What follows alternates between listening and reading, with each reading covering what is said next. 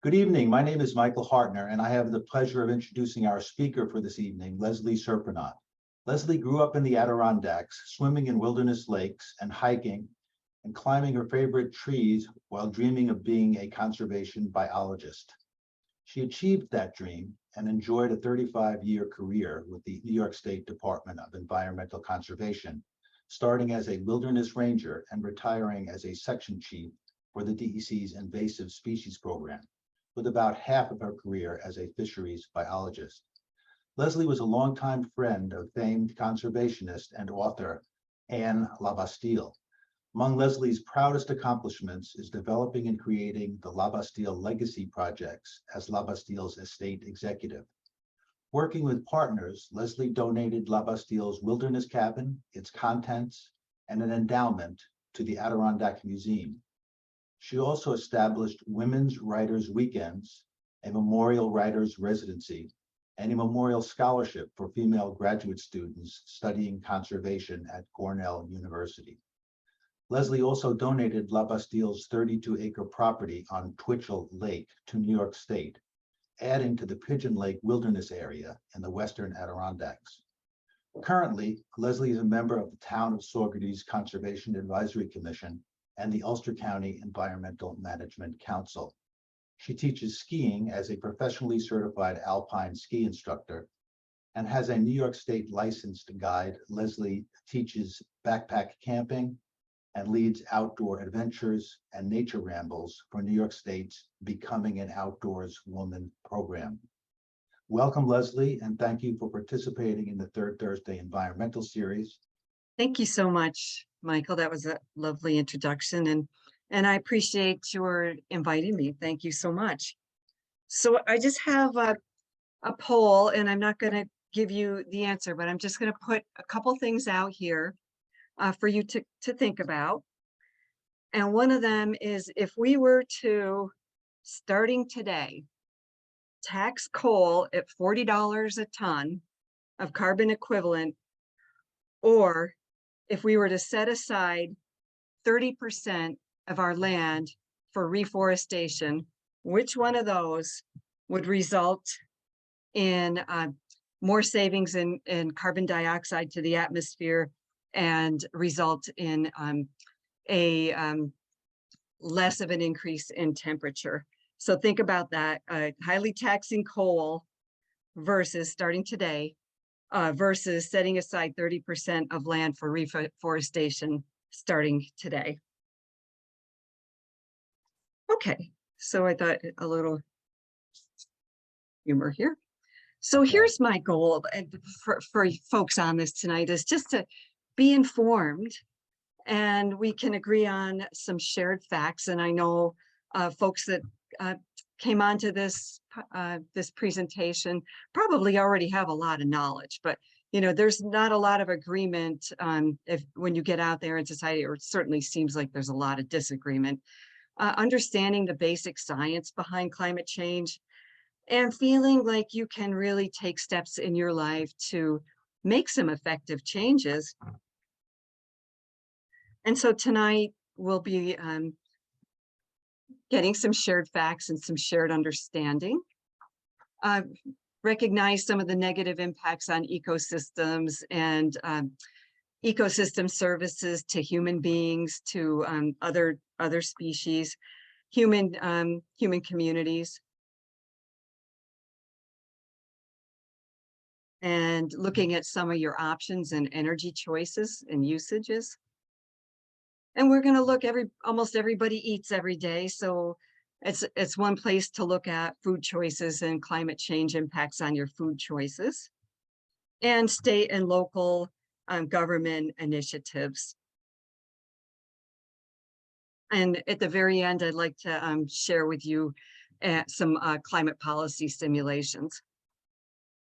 So I think folks know about the carbon cycle to some extent, but if you want to do something about climate change, you have to intervene someplace in the carbon cycle.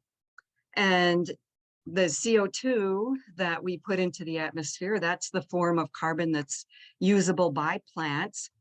And A lot of it gets assimilated by phytoplankton in the ocean or assimilated by terrestrial plants and animals. It is the most efficient nutrient cycle, biogeochemical cycle.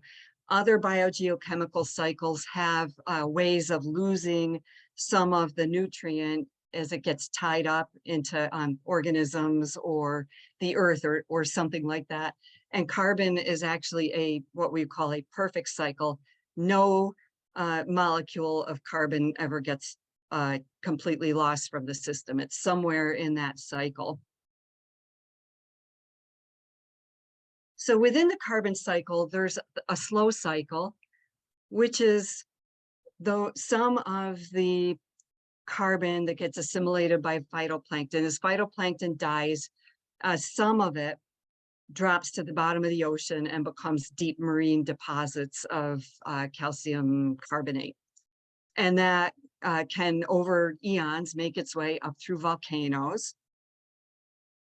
And peat and coal, also, our fossil fuels can be find their way to the atmosphere back through volcanoes, or if there could be like some fire, underground fire or something like that. But it's a very slow cycle that takes 100 to 200 million years for that to happen.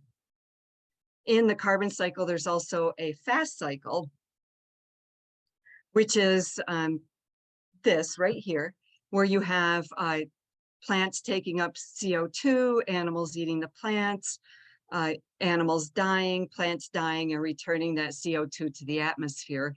The time cycle for that is just one organism's lifetime. So that's a really rapid cycle as compared to the 100 million to 200 million slow cycle that's within the carbon cycle. Within that cycle, we also, this is where human beings come in, as we extract and combust our fossil fuels. And so we are circumventing that very slow 100 to 200 million year cycle by extracting and combusting fossil fuels, and much more rapidly returning CO2 to the atmosphere than it would normally have gone. So what are our greenhouse gases? Primarily carbon dioxide, but we've got methane, nitrous oxide, and fluorinated gases. The most powerful, the most powerful of them is methane. However, it's such a small part of the atmosphere that it hasn't affected as much of an impact for climate change as carbon dioxide. That's only by the fact that there isn't as much of it, but it's a very dangerous and very strong greenhouse gas. How does it work? Well, it's pretty basic. Energy from the sun warms the earth, and we have an atmosphere that can hold in some of that heat, and it is absolutely essential for life, because the earth would be about 0 degrees centigrade or Fahrenheit if we had no atmosphere. So normally it would be about 60 degrees, but of course some of it gets held, and that's where we have what we call greenhouse effect. And the primary, again, the primary climate change chemicals are nitrous oxide, carbon dioxide, and methane. Also water vapor. And actually water vapor is our biggest holder of greenhouse effect. However, we lose the water vapor, it comes down in rain, and it does not impact us like carbon dioxide does, but water vapor is indeed a greenhouse gas. So folks have probably seen this, where we went along for forever and ever and ever with about the same amount of carbon dioxide oscillating back and forth, and then mid 20th century it just skyrocketed, and some people call that the hockey puck. Now, how do we know how much carbon dioxide we had before? Well, through ice cores, and the carbon dioxide has been trapped in ice cores. So they take cores of ice and look at the gases that were collected in the bubbles, and actually the carbon dioxide works its way up through the ice a little bit, and they have a way of dating that ice. So they really do know what the carbon dioxide levels were way back in 800,000 years ago. So here we go. We've got this, temperature and CO2. It's very well tracked. There is, I don't think any honest statistical analysis would say that that is not linked right there. And I think we'll probably add 2022. I'm sure we will add 2022 to this, but the warmest years on record are all since 2010, and we are only now in 2013. So the 10 warmest years, were, I'm sure 2022 is going to go on there, and maybe 2013 is going to drop off, but it's all, it's all since 2010. And in contrast, look at the coldest years. They were all from 1884 to 1929. And then it looks like, 1940 to 1970, things oscillated a little bit. And then in late 1970s, mid 1970s, things really took off. And I just think this is, a pretty sobering graphic. My PowerPoint is not wanting to go forward. There we go. So what kind of things do we see with climate change? We know, we've seen the news, lots and lots of fires out west, fires in Alaska, which used to be unheard of. Changes in precipitation and temperature include hurricanes that are not, there's not at this point statistically more hurricanes, but the ones that we have are moving slower, intensifying much more rapidly as they approach land, and carrying a lot more water because they can, warmer air can hold a whole lot more water. And so it is, these hurricanes have a lot more water, a lot more moisture, and because of sea level rise are causing worse storm surges. Flooding in the Catskills from one of our lovely tropical storms. And I think we can't talk about climate without addressing climate injustice. This is from the nasty storm, I think it was called Ida, that hit a year ago in New York City. And so these poor communities, a lot of these are low-lying communities, been redlined by banks years ago.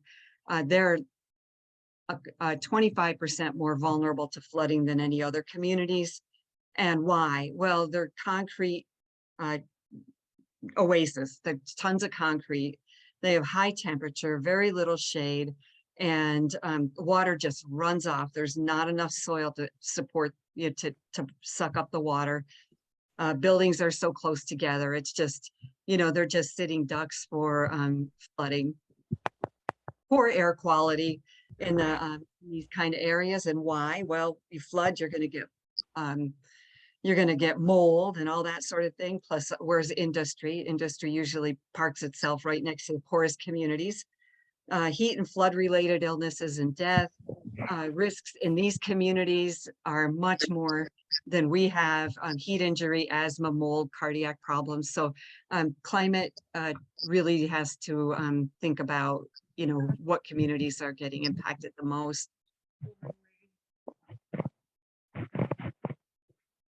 So here's some of the ecosystem and species changes that we see. Range changes. I think, I don't ever remember turkeys being where I grew up, and now they're pretty common up there. Extinction. Let me just use some of these. Okay, extinction certainly. Come on.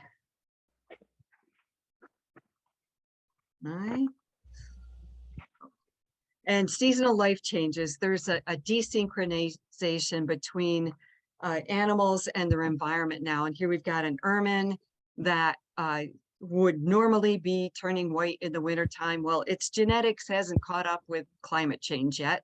So here we have ermine that are turning white for winter, and there is no snow. And so they are much worse off if they change their color like they are genetically predisposed to do. And so this poor little thing is going to be just a sitting duck for a predator. Here in the Catskills, we have a species called Bicknell's thrush. It is a high elevation species dependent upon spruce fir forest. And we have a little bit of spruce fir forest here in our high peaks of the Catskills. There's a little bit in the Adirondacks, a little bit more in, Maine and the Northeast states and Canada. We are going to, unfortunately be losing that bird as we get changes over time. As the forest changes over time, that thrush is not going to be able to live there anymore. We have reduced carbon storage. Folks, I'm sure have heard of the permafrost melting. And so, and now with fires in Alaska, if fire gets down into this, it also releases a lot of CO2, and those fires are very, very hard to put out, those peat fires. So why does that happen? It's a really thick organic layer that's been frozen for, a million years. And now it's quickly decaying and thawing. Decay releases carbon dioxide, just like burning does, and then it returns it to the atmosphere, also releases a lot of methane. Here's some predictions for northeastern forests over the next 100 years. To the far left is I would say this is probably it's now kind of current right now, and we have mostly a birch beech maple forest over much of the state, a little bit of spruce fir, and down in our part of the world we've got a lot of oak hickory. Well, over time that is going to change, and it's predicted in 100 years the spruce fir forest may no longer be in the northeastern United States. It just will not be able to survive the temperatures, and already our trees are dying of stress, if not bugs. So we have ecosystem and species changes, ocean acidification. I'm sure you've heard of that. Why does that happen? Well, we have carbon dioxide in the atmosphere. It rains. It makes it mild acid, which ties up a carbonate ion, and then it becomes two bicarbonate ions.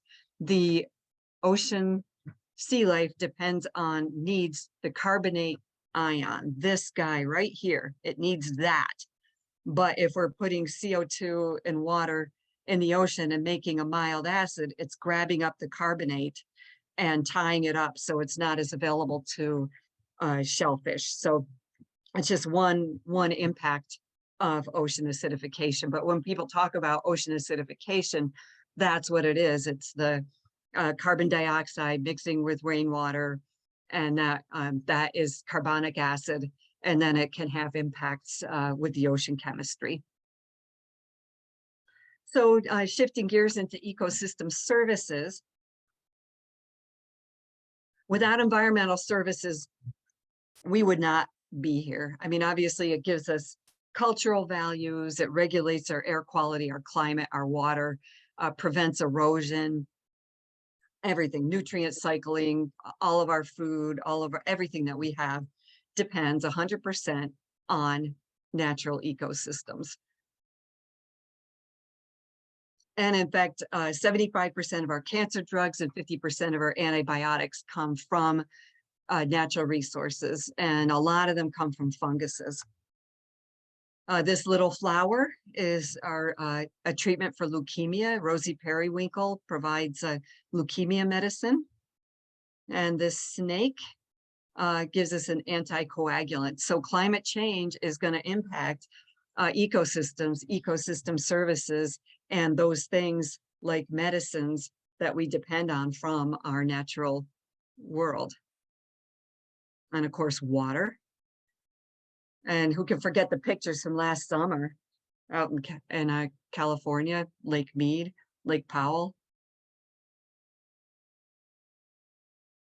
So now again, climate change in your food. So some of the impacts from food are climate changing, or I'm sorry, land use changes, on-farm impacts, making fertilizers, methane resulting from manure, and all of these things contribute to climate change. When we change a forest to agriculture, we lose the carbon sequestration ecosystem, eco-service from that ecosystem. Animal food production, every step of the way, there's a piece of climate change involved: transportation, food processing, packaging, retail, the energy consumption in retail, how it gets to the store, how it's refrigerated, cooling, the lights, everything. And the next slide does not include consumer transportation, home cooking, or anything like that. But here is a little bit of a breakdown of greenhouse gas emissions across the supply chain in food.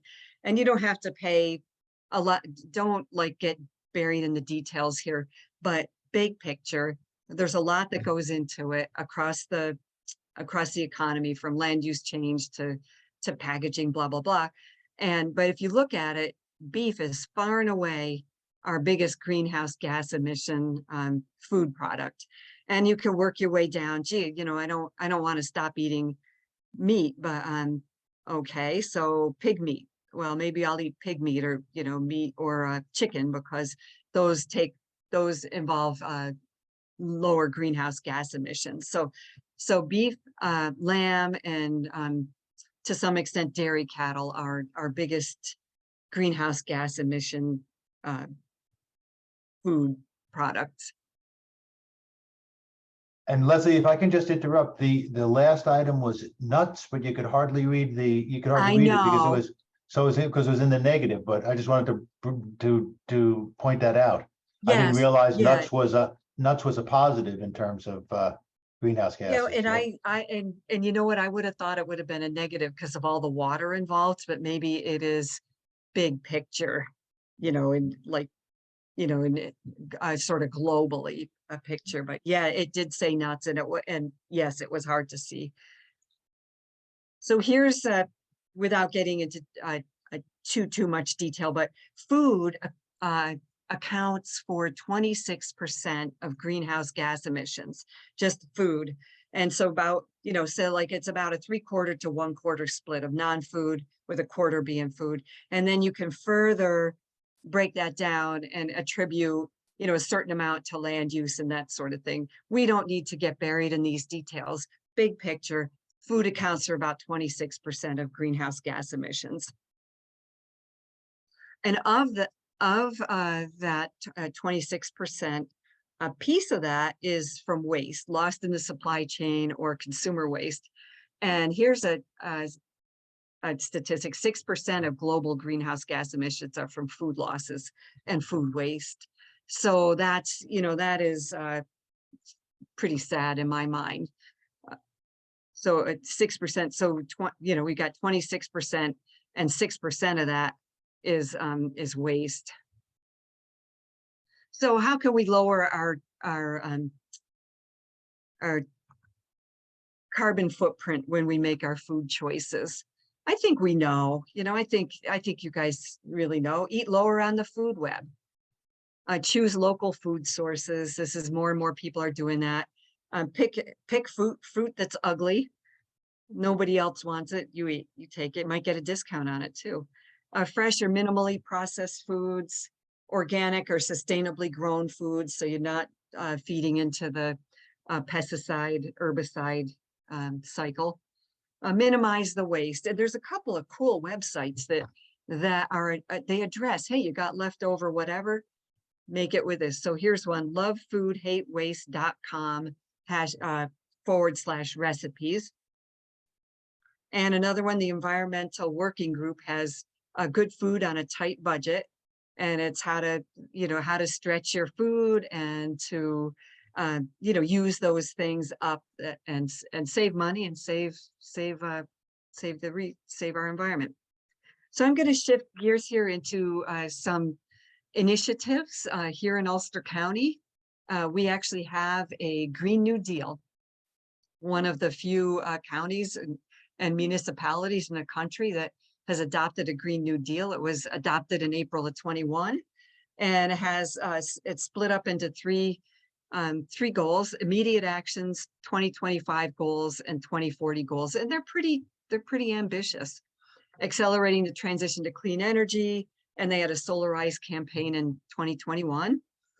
Community choice aggregation, where you have a choice of renewable power. And it's a pool. I'm going to talk a little bit more about that. And in 2022, Ulster County Area Transit put into service 3 electric buses. One of the goals is build an equitable green economy, conserve our natural resources, and build resilience to climate change impacts. And you can find that Green New Deal. There's the website, but if you just Google Ulster County Green New Deal, you will find it. Statewide, the Climate Smart New York, there was 10 New York State goals that guide local actions, or climate smart communities, emissions inventories, energy use, decreasing it, trying to use more renewable energy, and looking at how we can reduce waste, compost, and just be smart about the materials that we use. Land use, be smart about land use. Let's not, I'm going to get on my soapbox. Let's stop building in floodplains, please. Can we just do that? Enhance community resistance to climate change. There's a lot of inventories going on now, and how to resize culverts and that sort of thing for, because our roads get blown out time and time again from flooding. A green innovation economy, hoping to see something smart going on in Kingston at the old IBM site. That would be nice. Informing and inspiring our public. And we all know this is going to be an evolving process. So just keep engaged in it, of all sorts, the various climate actions. So the #1 goal of New York State was to get certified climate smart communities. And now there are 100 of them. And I found, when I looked at this, I saw the gaps, and I said, gee, I wonder. And I looked up the results of the 2020 election, and boy, there's a pretty, it's the red spaces on the New York State map pretty well line up with the places that have not bought into being a climate smart community. And I'm sure those communities could benefit just as much as other communities, but it was just something that popped out at me, and sure enough, there it is. So how does a community become a certified climate smart? Well, first the government passes a resolution and then establishes a task force. And then there's no time frame for this, but they can select some priority actions to help them with their certification. And once they get certified, they can qualify for grants. I'm going to talk now about community choice aggregation. And that is, I mentioned it before, it is a way that communities can pool their purchasing power and buy renewable or mostly renewable energy. And the Hudson Valley has something called Hudson Valley Community Power, which is a community choice aggregation, and various municipalities can buy into it. And unfortunately, one of the companies that was selling the power defaulted last summer. And so now I know my town of Saugerties, we did do community choice aggregation, and we had an excellent price. And as Central Hudson's price was going up and up, our 100% renewable energy was looking better by the minute for its cost. And so, all of that will be eventually figured out, but it is big picture. It's just a great way for residents in a community to have renewable energy and the power of pooled purchasing. So like a bunch of communities do belong to this Hudson Valley Community Power. And the community itself does not have to administer it. They pay an administrator that manages the contract with the power supplier. And it gives you some local control of where your energy comes from. So another opportunity for people to make changes in how they use energy is community solar, where solar facilities are built, makes energy. People can choose to subscribe to that solar panel facility up to its capacity and get credits for the solar energy that it uses off of the out of that facility. And you still continue to get paid billed by your power company, but you get the credits for the solar. And if you want more information, you can go on whatever company you have, Central Hudson, whatever it is, and look for their clean energy marketplace. And they will give a map of where they have various projects. And then you can, the $135, that's the estimated savings over the course of a year on your bill. And some of them are fully subscribed and some are not. Here in my town in Saugerties, we struck up a contract with a solar farm. They built a solar farm at our old landfill. They annually lease the old landfill for their solar farm for $30,000 a year. They pay $15,000 in tax annually. 40% of the power allocation goes to our town facilities, and it powers 80%.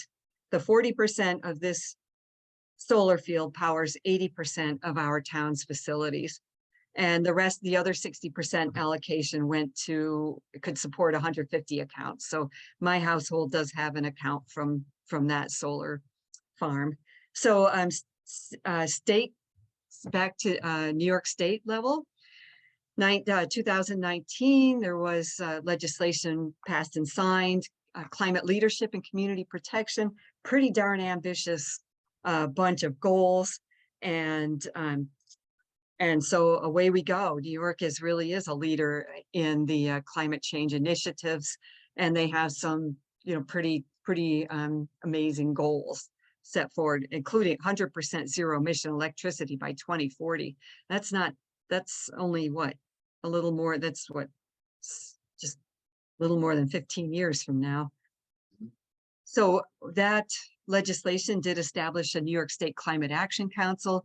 They were charged to develop a framework to reduce greenhouse gas emissions, achieve net zero emissions, increase renewable energy usage, and ensure climate justice. That keeps coming back to us as climate justice.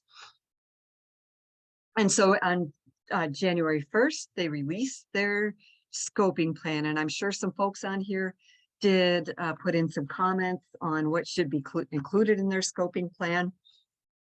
And it is a cross-sector approach with chapters for each sector. It looks at current mitigation and adaptation. They look at what kind of scale of change are we going to need to meet the greenhouse gas emission reductions of the target dates of 2030 and 2050 that were laid out in the Act.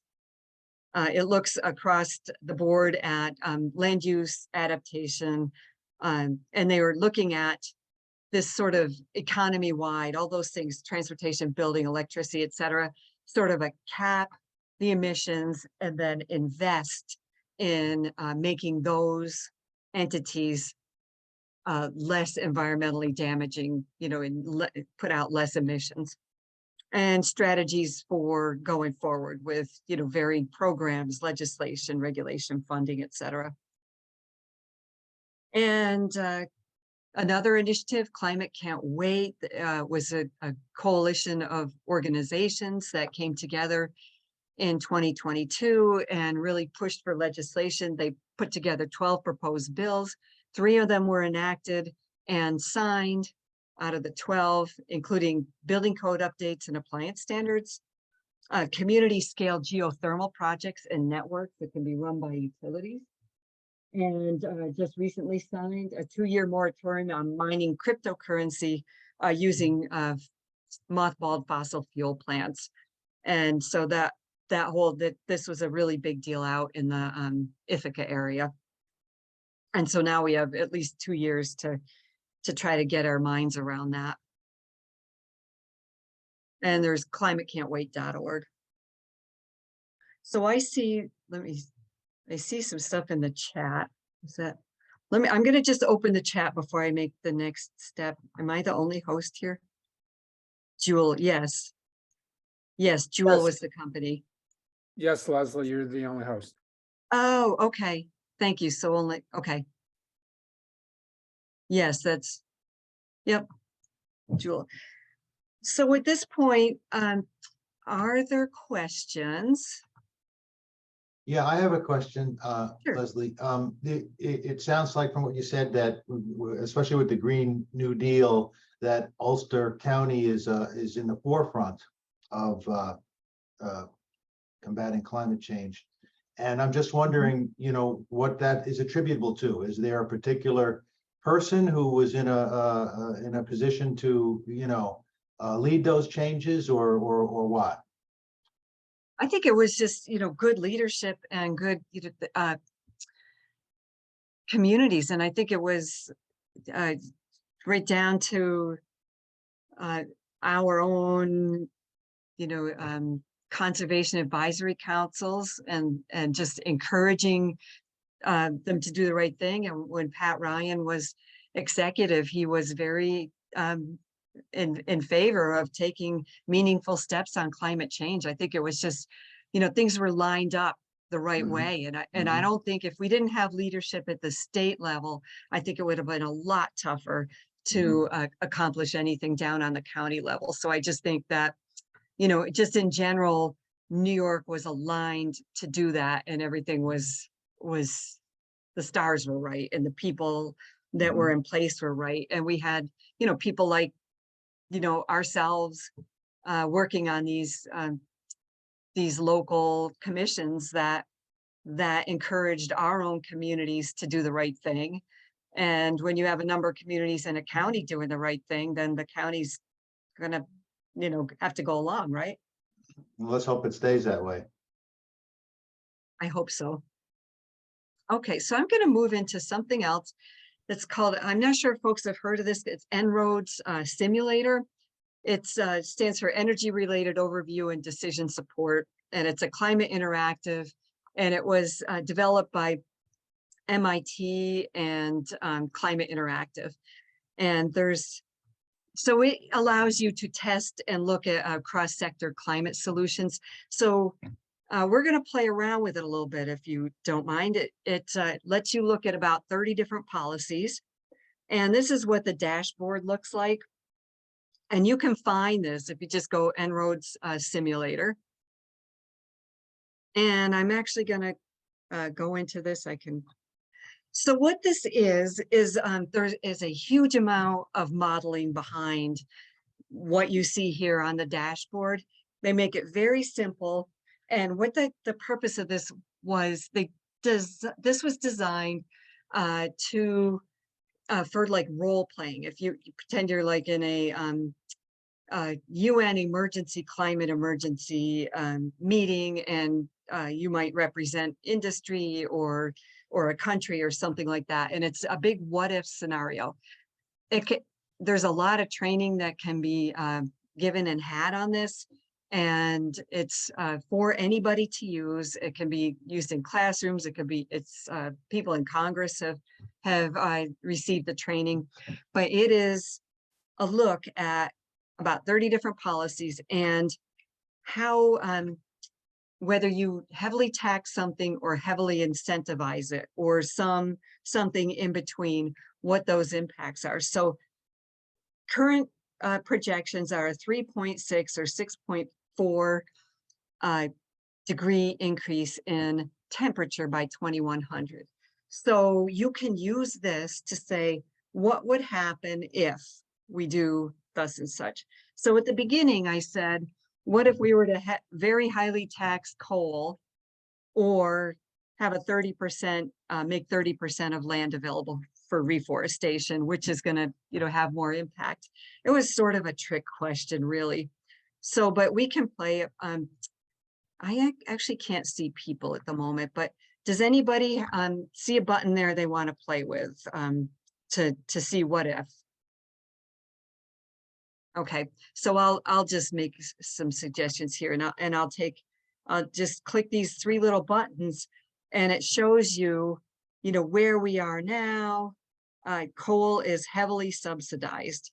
Its button is way up here. How do we heavily subsidize it?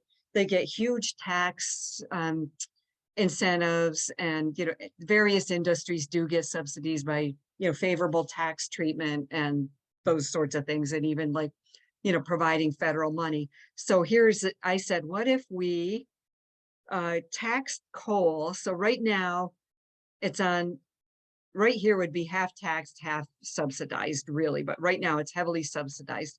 So what if we slide back and we say, we're going to tax coal at $40 a pound?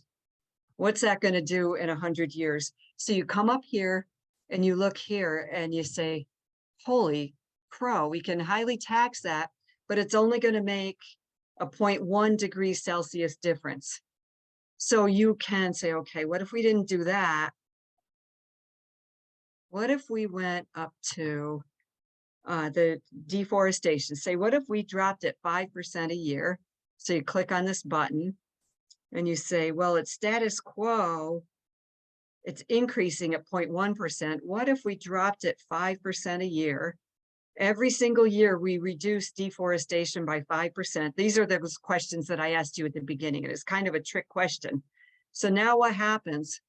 Well, by golly, it's just about the same. So what are we going to do? You can play around with all of these buttons and you could say, well, what if we highly taxed oil, highly taxed coal, highly taxed natural gas? What if we, and if you want to know what this is, you just hit these buttons and you find out, oh, if we want to electrify road and rail. Okay, well, let's electrify road and rail by 50% starting this year. I mean, that's not going to happen. Now we go back here and we see what it did. Well, we're kind of getting there. We dropped that by 0.3 degrees Celsius over 6 years.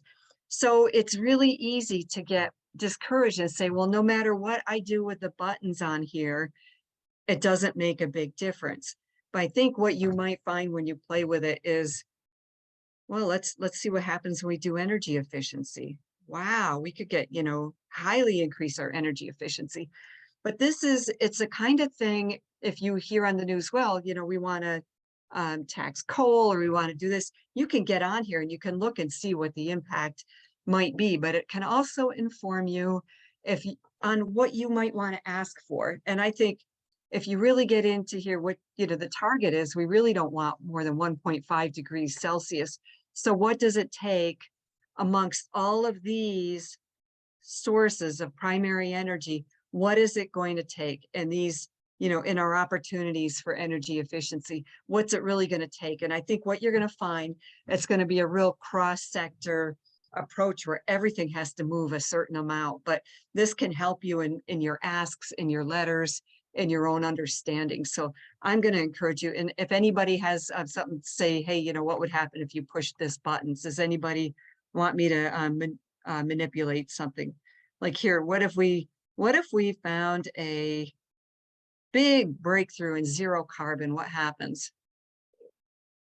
Wow, that did drop it from, let's see, from 3.2 to 3.0. We're halfway there.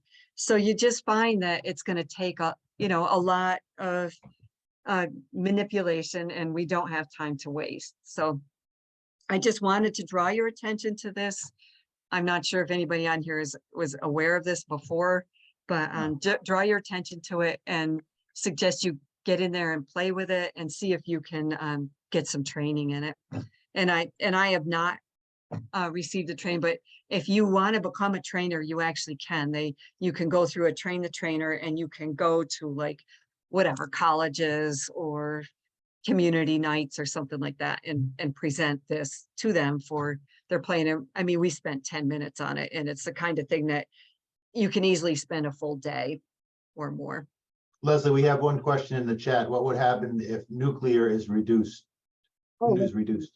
Let's do that. Okay, so I'm going to reset everything back to zero, to just status quo. And I saw energy. I saw nuclear. Oh, here we go. Yeah.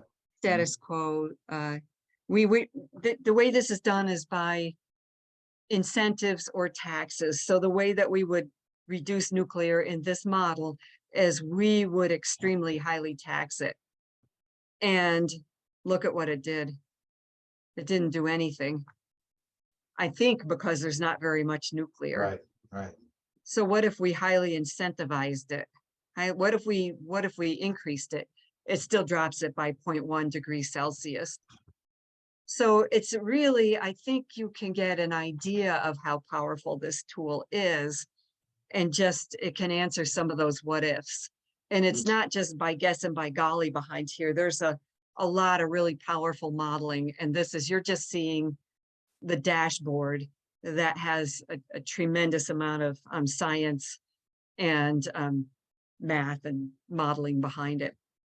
So I will close that and see if my darn PowerPoint is going to come back. And we'll see. Yeah, there we are. Good. Okay. So I just thought a little bit more humor at this point might be good. So unfortunately, coal is our cheapest fossil fuel. And in my mind, it's cheap because we so heavily subsidize it. But, you know, we'll have to take on the Joe Manchins of the world if we want to do anything about that, right? So this is what we did tonight. We had some shared facts and understanding. We looked at some of the negative impacts on ecosystem services and natural communities. Energy choice and use, talked a bit about that. Some of the impacts of food choices and climate change, some of the state, county, local initiatives. And we just did our climate policy simulation that I do invite you to look at more. And with that, oops, there you go. So that is it. We have a question from Rob Kilbert in the chat.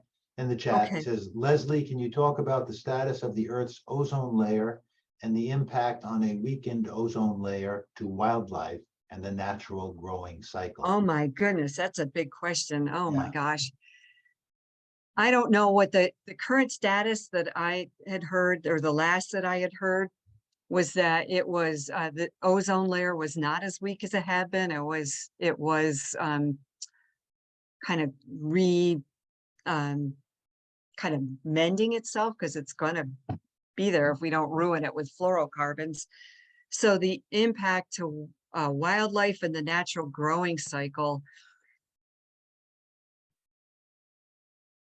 I don't know really what it, you know, I'm sorry, it just lets more you know, stronger sun rays in.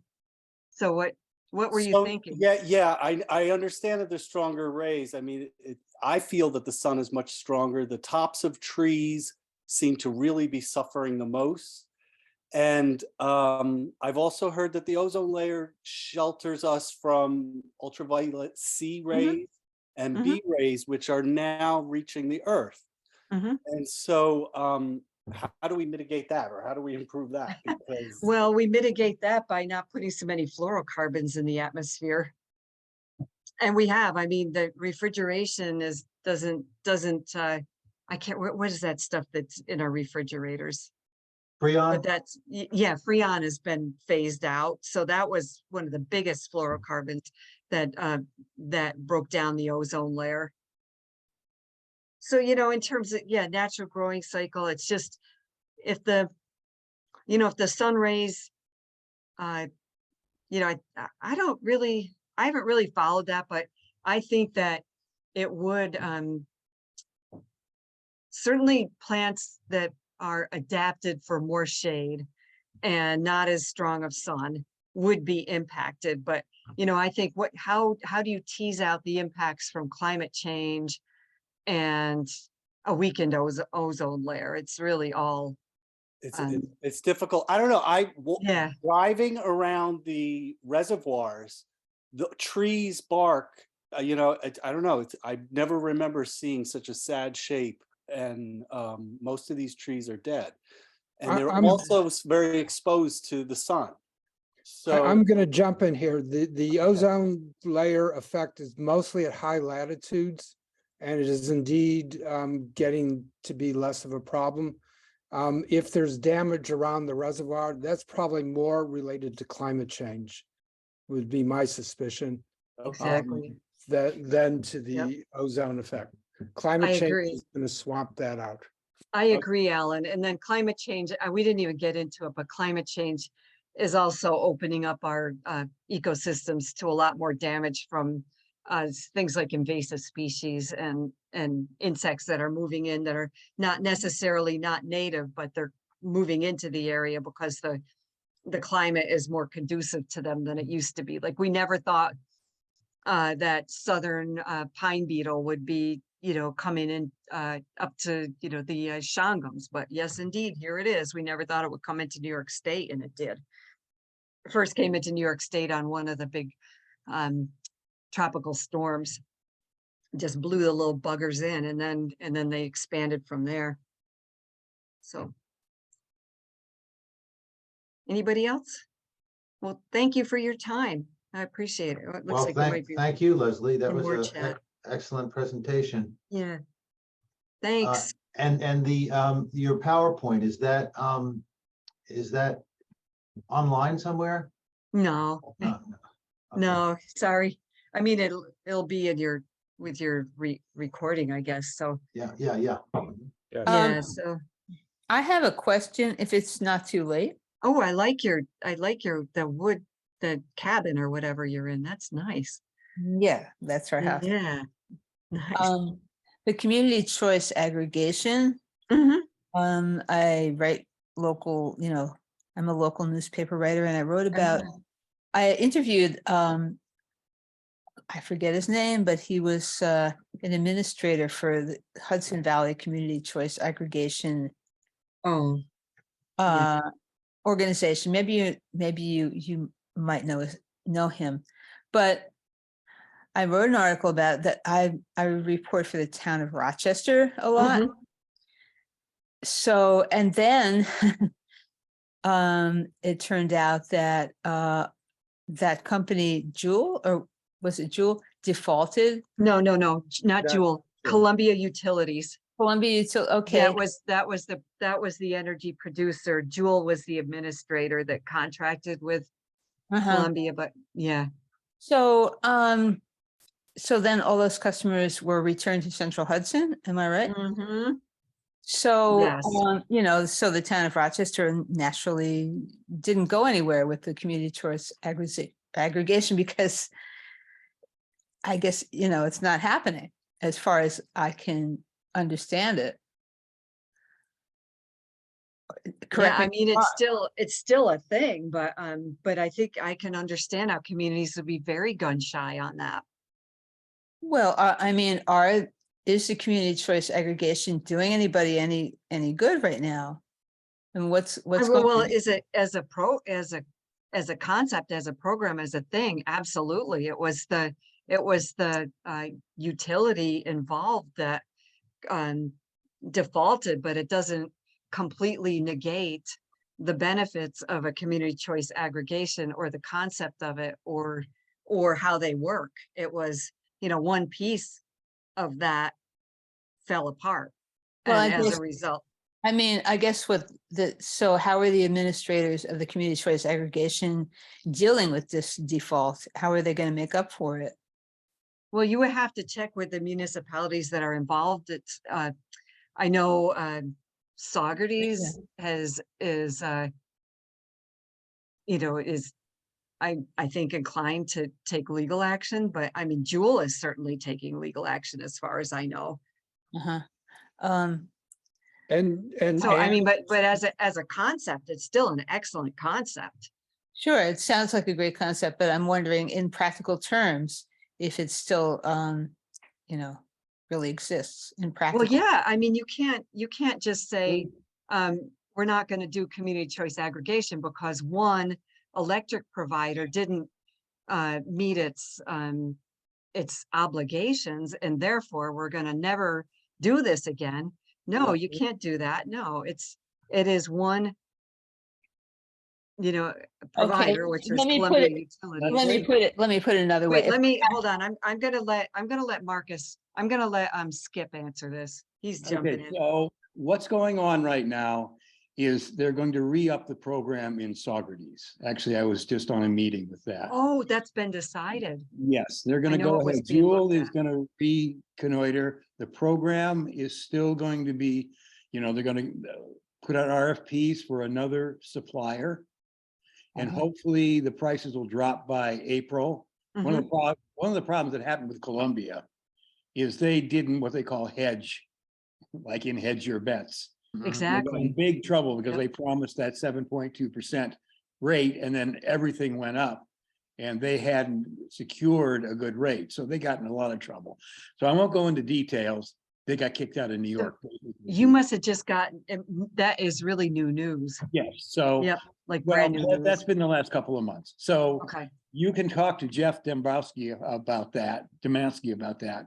And That's the name.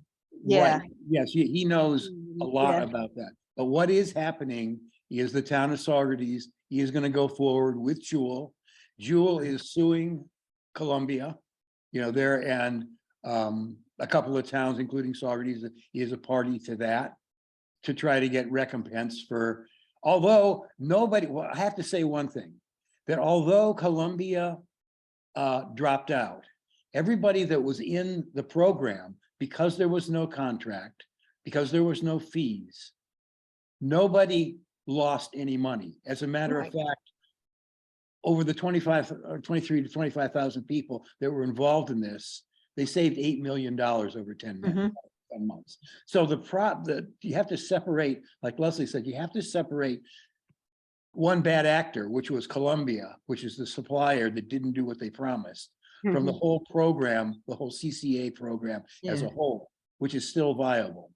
And so Jewel is kind of reinventing the way they're making contracts. So this will be less of a problem in the Good. future. This So is how only many, And can I I think, ask you, how many of those, what was it, 10 communities that had signed on are still in it? Well, we'll see when they come up. What's going to happen is they're all but one, I can't name them all, but all but one is interested in redoing it. And they're going to redo the same, probably 9 communities. And we'll see what happens. They don't have to make any commitment till the RFPs come in and the price comes in and the terms. And they're trying to consider 2 things. One thing is what was guaranteed before was a fixed price, which is really good. And one thing that was decided on for Saugerties was 100% renewable, which is actually the fixed price at that is the best. But because the volatility of market, some suppliers are a little gun shy about what's going to happen, because they'll say, okay, we'll give you 7 cents. And then the markets go crazy like they did. right. And they're stuck. So they're going to have to kind of change the rules of the game a little bit and make the timeframes a little bit less and go to kind of a modified fixed rate as a possibility. There'll still be the possibility of fixed rate 100%, but each community will be able to choose what they want to do, whether they want to go for a fixed rate at 14 cents, or they want to do mixed 70% renewables and 30% standard. So there's going to be more choices within the aggregation. All that's going to be decided by sometime in April. And again, you can talk to Jeff Demansky to get an upgrade. He's doing outreach things. I don't know when the next one is. He did one for the village 2 nights ago and did one tonight for the CCA, or I mean the CAC. So just to answer your, I understand why you might think, oh, wow, this program's really messed up. But the PSC is really on board in promoting this because it's really helpful for the community. As you saw, even though this one fell apart, nobody lost any money. The average consumer saved somewhere between $300 and $400. Yeah, we did save money. Right. Yeah. It's what we So lost. when would you say the town of Rochester wants to, was thinking about doing this, what would be a good time for them to start I thinking would call about it? Jeff Demansky and talk to him. Okay. Do you have that number? Not anymore. I don't. I didn't I save don't it. know if I have it right.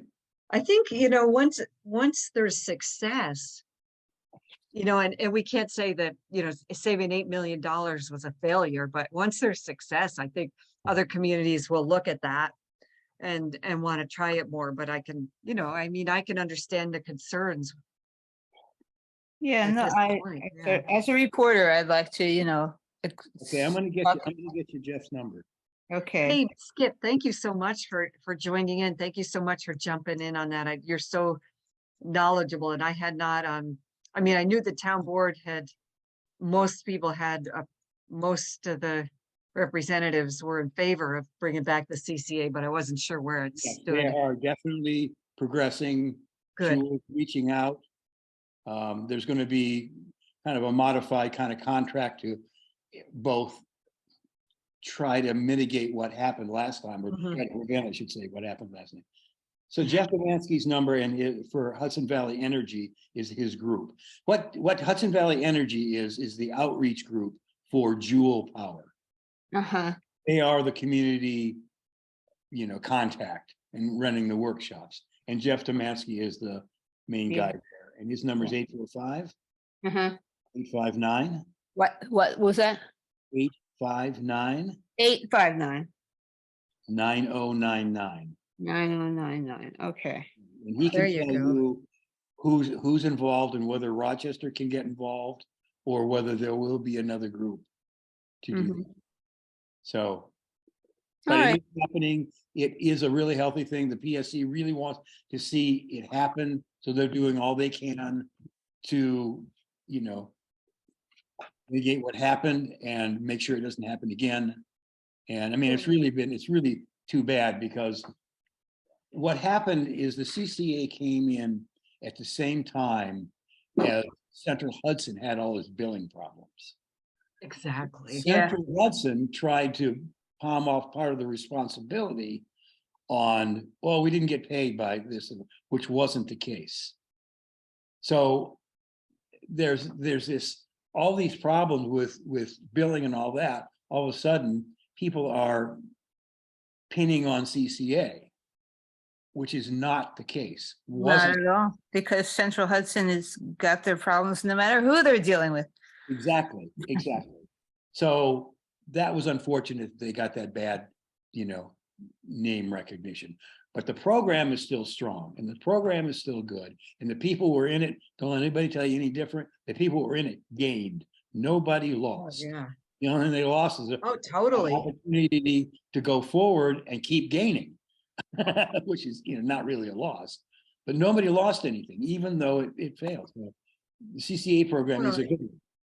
Okay, well, we And still I, and have, I commend the towns that are willing to try it again, because I could see, the citizens could be like, don't be doing that again. But I'm glad they're so, All right. Thank you so much. all right. all right. Well, thank you, Leslie. Again, Oh, a great thank you. Thank you presentation. for giving me the gift of your time.